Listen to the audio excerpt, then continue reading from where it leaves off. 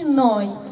E vesel, dar totodată e atât de greu, căci de azi ne despărțim de voi. Împreună același drum noi am parcurs, un drum prin care multe am învățat.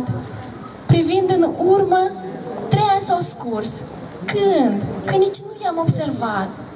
Au fost și lacrimi, au fost și bucurii, a fost și soare, a fost și nori, dar peste toate am trecut, alături de voi, scump profesori.